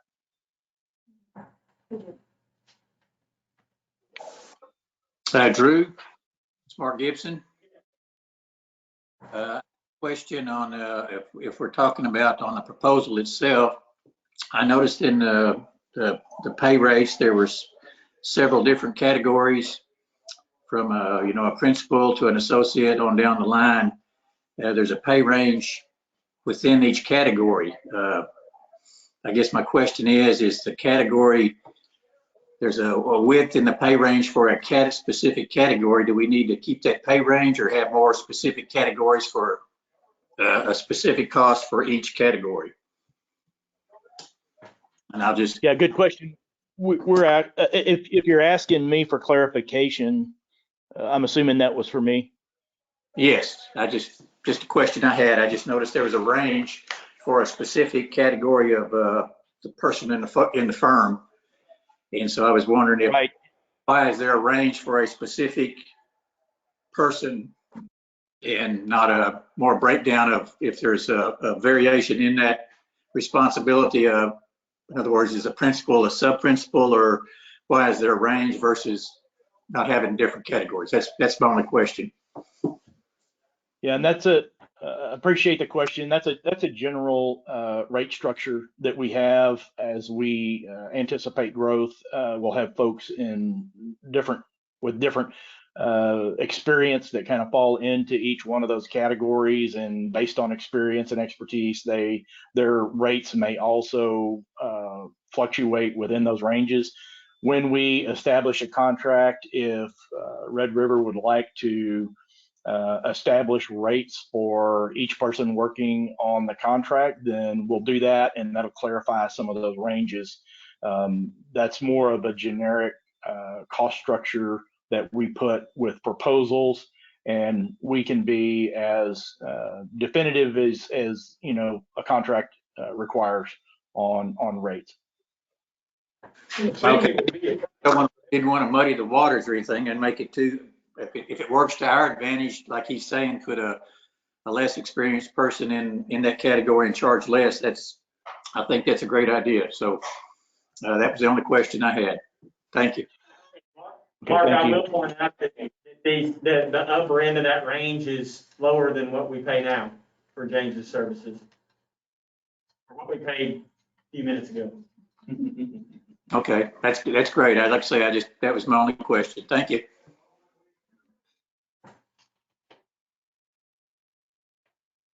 You want specific? Well, I just thought it might be appropriate to have specific. They might change annually or whatever. Especially maybe James, the primary people working on it. So James, I think when we do this, so I guess when we're going to approve under B, we can do it contingent on incorporation of at least your main people that are going to be on this account. So you and whoever else, Grant, I would assume, maybe the specific rates for y'all too at this point. Yeah, I don't know that it needs to keep. It could be, Okay. Could be done just by title. Okay. I know that's the way we do it. We have associate engineer or whatever, principal engineer, project engineer, they're all different rates. And if that, Yes, please.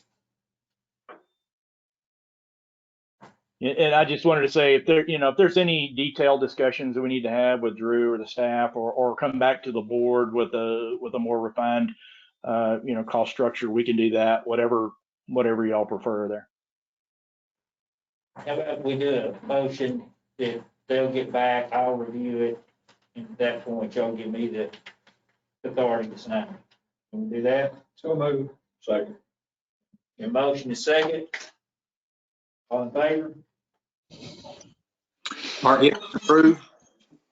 Harold, approve. Motion, David Gaddis, second, Mark Newhouse, and James, I think you heard, for at least you and John and Bran, if you could define those rates for now in this attachment or supplement to the contract and get it over to us, and we're gonna let, obviously Chris can review it, I'll review it, and Mark has the final say. Mark Patrick. Great. Thank you all. Appreciate it. All right, let's move on to number 9, update possible action regarding DFCs. Right now, we plan to meet in June. I think that it's probably safe to say that we're going to have a meeting in the relatively near future, given the events that have transpired on our last item here. As you all know, WSP is the primary consultant for GMA 8. James was the lead. He was the lead on the statement of qualifications that they're ultimately selected upon. When GMA 8 initially selected WSP, they appointed a committee that consisted of myself, Dirk Aaron with Clearwater, and Joe Cooper with Middle Trinity to negotiate this contract. My guess is that committee will be reactivated to some extent to discuss maybe some recommendations to take to GMA 8. And anyway, I guess bottom line is we need to meet. I need to meet with those two guys. I've already had one-on-one conversations with them, but at that point, it's likely that we'll try to reconvene another virtual meeting with the GMA 8 group and discuss the path forward as far as the primary consultant there. And I'll keep David and Harold in the loop, who are your reps. Okay, any questions on that? All right, let's move on. Number 10, compliance and enforcement. We have Porter Green on here. As you all remember, we just did a permit for them. It appears to us that they satisfied all the conditions of their agreed upon order that was executed with them. Probably was October timeframe. And I guess you were saying that we don't really need a formal rescinding of that order, but basically everything's been satisfied, so we can rescind the order, and that's really it, unless you guys would like to take action on it. Well, we approved the permits earlier in the meeting. I wondered if we did that, if we should have had a caveat, this ladder works. Right, and we can always, we can always revisit if we have to. One thing I mentioned to Drew is we have this agreed order, they have met all the conditions, so we'll leave it open. In other words, we don't rescind it, we just have the conditions, we don't need to do anything, because if we do need to come back, because, there are conditions that say, okay, this needs to be, the standard needs to be that we're not committing waste. So to your point, yes, let's leave it open, but right now they're in full compliance, and I don't think there's any action that I would recommend. And my thought is if the liner is too far out of whack, then they're gonna bust permit. I feel pretty good about our evaporation model that we have that allocated the volume for their permit. So that would be, especially given that they're getting some runoff. How much, I don't know, but they are getting some runoff. So if they bust that permit, there's minor problem. And even if you have a permit with it, you still can't commit waste. So they would still fall right back into the same hole they were in. Start out with. We'll have the ability to do. Is anybody taking any pictures of the trees that have been affected by this leak? I'm guessing our neighbor has, but I've been out there seeing them. I don't know if we have pictures. I don't know if one of the guys was taking pictures or not. I mean, but I just went back there to kind of see what was going on. Did you see some dead trees? Oh, yeah. It's like A lot? Yeah, they got showed us pictures. He came in here once and showed us pictures of the area. They have drone footage on YouTube that you can kind of see that. And my guess is that, there's probably still some trees that are gonna die, even though the leaks stop. I mean, they've just been flooded for however long that one's been there. Who has the drone footage? The neighbor that initially came to us with the issue, I believe we showed some of it at that, it's been a year ago or so now. But they're on YouTube somewhere. I can find them. A little digging, but it's, yes, there are some trees that are dying, and I'm good for that guy, because he had some prime areas of his property that he'll never get those trees back. But the Corps was supposed to be Yeah, allegedly looking at that. yeah, I talked to the Corps. I mean, I don't think they're enforcement. I just don't, they just didn't, I mean, they talked a good talk, but I just don't think they really did much with it. It's not high on Yeah. their priority list. Trees take a long time to grow, and sometimes they take a long time to die. Yeah. Hey, so I don't know if there's any need to get a record, come green up time or not. Yeah, I mean, we don't have a before picture, which is maybe part of it, I mean, but it's pretty clear what's going on. I mean, like I said, I talked to that guy 3 or 4 weeks ago, and he was saying that he's still saturated, but he can tell it's getting better. He knows it's going to. I mean, for one, they don't even have water on right now, or at that time they didn't. Okay, Deal. that it on that? Mhm. All right, let's move on to general manager's report.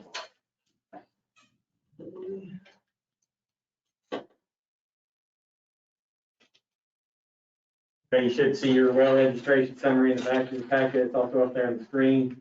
This is a new format. We have a new database now. Alan Burke puts this together. Did want to note that, you put there at the bottom, but we pulled plugged wells out of this report, just because we didn't think that was really what y'all were after. So we pulled them out, so you'll likely see a slight decrease in the total number of wells if you were to look at the November summary. But, in total, we have 946 wells registered. We had 10 new wells that were registered in December. And then I guess next is the item B, update on injection disposal well monitoring program. We want to do that in open session. I'd say let's do an open session and then we need to go into executive session we can, because mainly the update is that the XPO performed the radioactive tracer survey just like we asked, and the results came back. They did it right away. The results came back in early January, and we sent them to the consultant that works on this for y'all, and he said that that survey shows that there is no upward movement.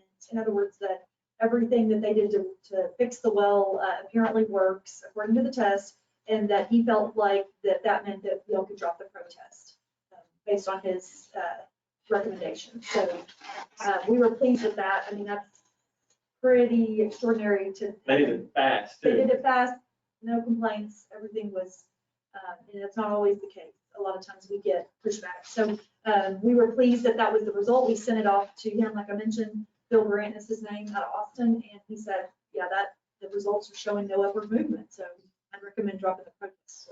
Do we need action on that? We do. So Wait, back up step. Okay, your guys at Thank you. Pink Hill, Hadn't heard from him about it. so he must not be real upset. And Sherman, I'm He's assuming. being inspected. I wrote a letter and sent them Oh, good. the location. Okay, so we have a motion to drop the protest. Do we have a second? Have a second? All in favor? Mark Gibson, approve. Harold approve. Okay, motion David Gaddis, second Mark Newhouse. Okay, water level monitoring device, just want to let you guys know that North Texas did approve going in on that 50/50. You guys were first, they were second. We hopefully going to have that here pretty soon. Actually been emailing with them this morning, so that's a go. Update on tag amicus brief. Basically, Kristen chime in here, but tag approved, Texas Lawrence Groundwater District approved that unanimously. I do believe the funds are going to be there to get somewhat of an amicus brief done at the time that we met. There was only a handful of districts that had had the opportunity to even take this to their board. Our board meeting fell at a sweet spot where we could bring it to you. Since then, North Texas has agreed to the exact same contribution level that Red River did.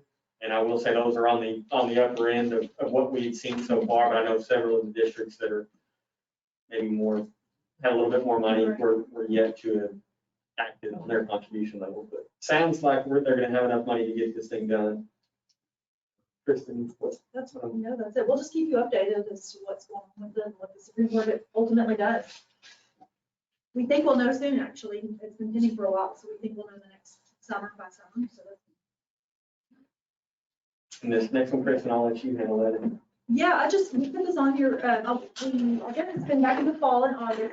We provided some comments to Water Development Board on their brackish rules, and we wanted to give an update that they took all of your comments and applied them to the rules. In other words, made changes to the rules based on all of your comments. So that is the first time I've ever seen that happen, quite frankly. And where every single thing we said, they addressed and they said what they did different. The biggest one was how to amend brackish production zones. And fortunately now, based on y'all's comments, they've recommended that a GCD can protest Water Development Board to make that change. So if we find in the brackish production zone in, I think it's Canyon County, that is just, there's trouble or we have better data, we can petition Water Development Board and show them our data and make the change. That was not, I did not expect that. That's better than I was expecting. That's exactly what we wanted. So anyway, that was just want to give you, that was, I guess, a success update of your comments made a difference and actually were really beneficial. So that's it, no action. Okay, and then finally, the database, I know we've already touched on that. We went live with the database very end of December. So far, it seems to be going smooth. I would like to commend the staff for its ease of use. That's Alan Burks. I'm telling you, this guy is, It works. he's done You've a already done, fantastic cool, job. yeah. Well, what you showed today was awesome. But I mean, it'll never be done, you know, there's lots of things that we have a list this long of stuff we want to continue going on. We've talked to Akara and said, okay, we're rolled out. I mean, I think the real test is gonna be billing, and Debbie and her crew are doing everything they can to try to get out ahead of this, try to make sure it all goes smooth.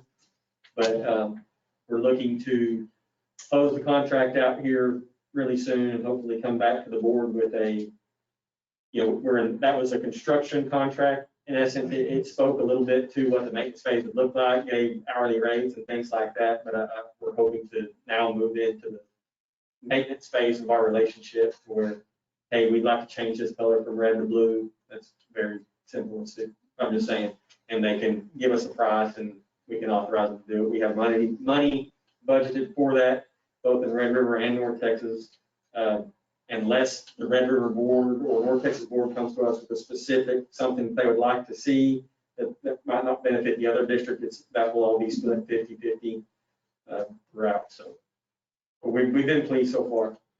And if y'all like, I mean, we've showed you guys around it before it was done. We tried to, in that presentation, we tried to work around all the landmines at the time.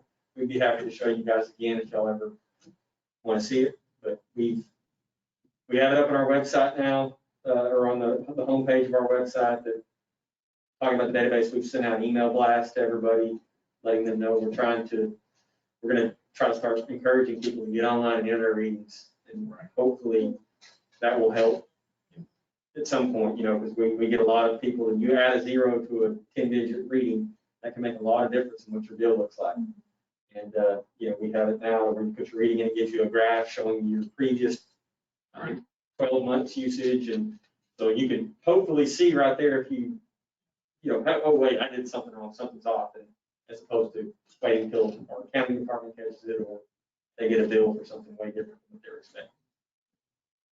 It worked good. Good. Okay, number 12, open forum, discuss new dates. I mean, I guess our next 18th February. You did your hearing. 18th February. Yeah. That's Thursday, 2 o'clock. That's the third Thursday at 10 o'clock. Yeah. So are we gonna go? You want to do the thing where we'll cancel it if not necessary? That would be my thought if y'all are amenable to it. When we should know, now we have the kind of that 10-day notice period for permits, and so right around that time, we should have a pretty good idea of whether we're going to need them. Paul usually knows pretty far in advance there on that. Hey, Drew, just so y'all know, we do have a permit already for Red River. So. Way to ruin our party. 18th, yeah. All right, so it'll be third Thursday. Yes. Do you know if staff has anything this next year that they're looking at? I know we did the metering device to do that. Is there anything this year that they're looking at that we could do research on, that they're like a tool or something that they're kind of have out there on their wish list that we can start looking at before we get to? It's what I was hoping to do, and we can do this ahead of time if you guys want, but fund balance to me is very crucial, because there's a lot of the things that we have in mind that we'd like to do, or that we think y'all might like us to do, or whatever, that we'd like to get we'd like for you to go buy some continuous monitoring devices and deploy those out in the district, but we want to make sure that y'all can more before we start coming to you with these requests. There, at some point, I don't know if it's going to happen this year, but maybe next year, I think we'd like to, there's some modules that we would like to add to the database.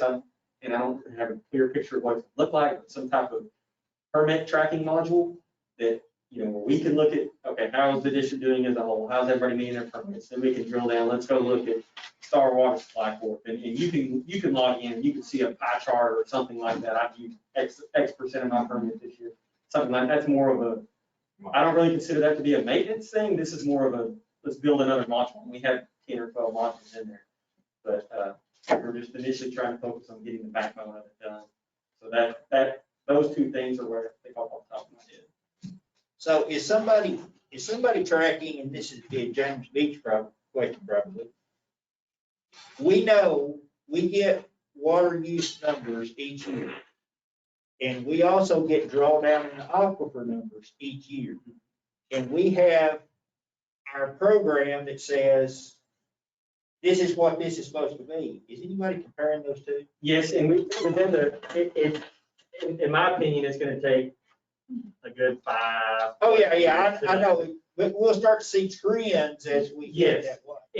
And Paul touched on that a little bit when he presented his annual report on generally how we're tracking. There's at least 3 different ways to look at it, and I'm gonna botch some of them, but I mean, whether you look, okay, you have 10 monitoring wells that are over the northeast part of Grayson County, do you just average those out and assume that's the same thing that happened everywhere? Do you give some spatial weight to where these drawdowns are happening and all that kind of stuff? And then there's one other, but we looked at all 3 different scenarios. We actually had WSP do it this time for us. But we are monitoring. It's just going to take a while to correlate pumping and drawdowns, and we want more wells too. Yeah. Okay. But we are comparing to see if our runs were anywhere near or the Yes, and yes, and we're required to report to you guys on an annual basis on that. So it's required by the management plan. It's in the annual report. My guess is that, and James chime in here, but within maybe the next planning cycle, I don't know if we're going to quite be ready for it, but looking at a recalibration of this model, because when this model was being built, I mean, we didn't even have any idea what the production it was was. shot in the dark. Yeah, and so at this point, we know a lot better as far as location where the water's coming out. We have exempt use estimates and things like that. So we would have better inputs to the model as far as calibrating. I mean, you have to know what's being pulled out of the aquifer, and then what does the model show you? And then at some point, maybe 5, 10 years down the road, we'll have monitoring data that will allow them to calibrate the model. Okay, we know that pretty close to this amount of water came out of the aquifer in Grayson County, and here's what the impacts were, looking at longer term trends, and then they can calibrate the model to be more accurate. And I know there's some districts that are, I don't even know what the percentage you remember at GMA, but there's some districts that are expressing an interest in doing that. One of them was trying to get it done this cycle. We're like, no, it's too late for that. But So we'll do DOCs probably, and then GMA is probably gonna work on funding the recalibration. yeah. Yeah, and it's gonna, if it does happen, it needs to happen really early in the cycle, because as last time when they did this North Texas, the whole GAM update, I mean, we didn't have it until not very long before we had to make decisions. So like 2022. Yeah. Literally after we adopt the finally recalibrate. And obviously, before we came to you guys with any type of recommendation, we would discuss this in depth with James on what the benefits might be, or something like that. But that would be another thing, like Chuck mentioned, it would be an expenditure that's not just on the books every single year. It'd be an out of the ordinary expenditure, a fund balance type expenditure. Yeah, I think that's a pretty good synopsis, Drew. And what was discussed at the first in the first part of this last GMA planning was to try to fit that in this round. And as you said, there wasn't time and there wasn't buy-in by everybody to do that. What would probably happen, as I think you kind of summarized there, is whether it's done by GMA 8 with some approval by the Water Development Board, since they have to approve these GAMs for DFC purposes, is either the GMA 8 would figure out a way to do that and fund it, or separately there would be some contract put out by the Water Development Board, and your data and water level data, pumping data would certainly be folded into that. It kind of remains to be seen what the priority is for the Water Development Board on the Northern Trinity Woodbine GAM. So we'll have to kind of talk to them about that and see what the best approach is. And some other, I think GMA 12 and others, they had updated the model in some cases to account for some of the recent years of pumping, and not really a recalibration, but just kind of bringing it up to the current time, say, from 2010 to 2020 for the next round of planning. So, we'll have to see how that plays out. And certainly what you're talking about is important because y'all have better data now. If I'm not mistaken, in Grayson County, I'm sure I know the correct geologic term, we have an uplift kind of in the north part of the county, the northeast part of the county. Is that not correct? I couldn't understand you, David, on the eastern side of what?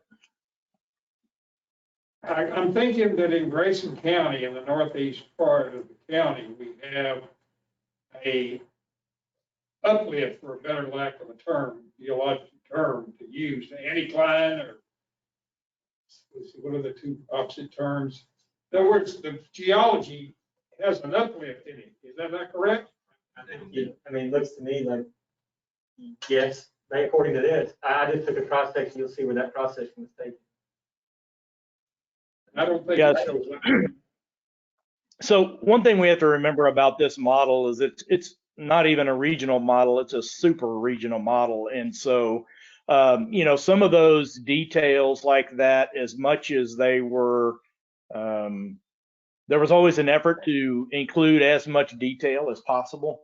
But some of those minor, local scale issues kind of get washed out just because of the level of the geophysical logs used by, BEG to estimate the surfaces. There's a lot of smoothing that goes on, in other words, David. And so, some of those basic trends are there, and like you said, some of those, undulations in geology are there, and then sometimes they get washed out because there's 5 miles between geophysical logs that were used to estimate the surface. So it's kind of a site-specific thing that we'd have to look at and drill down on. And it may be included in the GAM or it may not. But let me know, what particular area you're talking about. If that's important, we can go back and look at that for sure.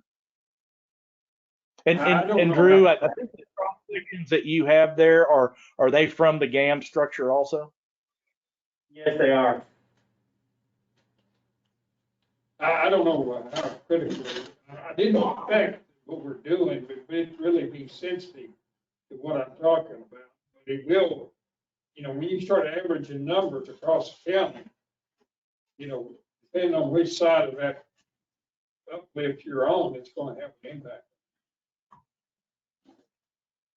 And I know there's Yeah, at least characteristics up in here, as you see those heat maps that we showed you earlier.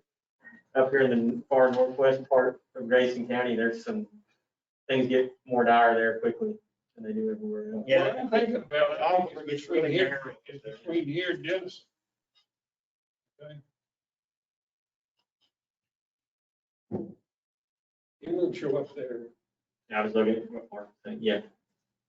Yeah, in the northwest, Grayson, That's a difference. yeah, that gets really, it's just, the aquifers get thin or narrow, however you want to say it up there.